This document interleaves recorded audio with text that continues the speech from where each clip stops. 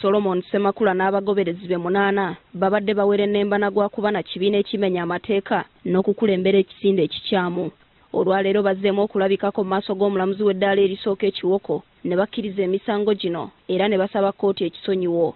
Semakula ategeeza kkooti nti aboneredde n'erinnya lya Yesu takyaddamu kulyeyita, so nga n'abamugoberera babuulidde omulamuzi nti abazibudde amaaso bulijjo bagulumiza muntu munnaabwe. Omuwabi wa gavumenti mu musango guno George Opio bw'ati asinzidde kuno n'ajjenta mu musango era n'asaba kkooti gugobwe ng'agamba bano beekubye mu mutima. Magom Nasul omulamuzi agubaddemu bano abatadde balye butaala kubanga alabye nga baboneredde, kyokka n'abalabula nti singa baddamu ebikolwa ebyabakwasisa bajja kuddamu bavunaanibwe.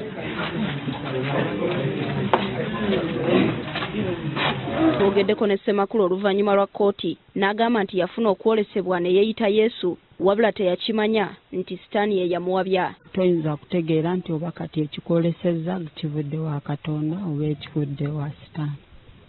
So weebityo weebiba n'embeera nga sobola kubeera nti njawula. Naye bwe kiba nga kintusizza ku buzibu bwe butidde nina nange okukyegaana.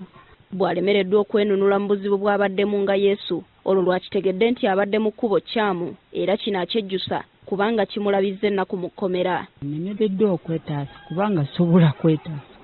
Mpulira nga ndi mukoowu okwetikira embeera ez'okubonaabona.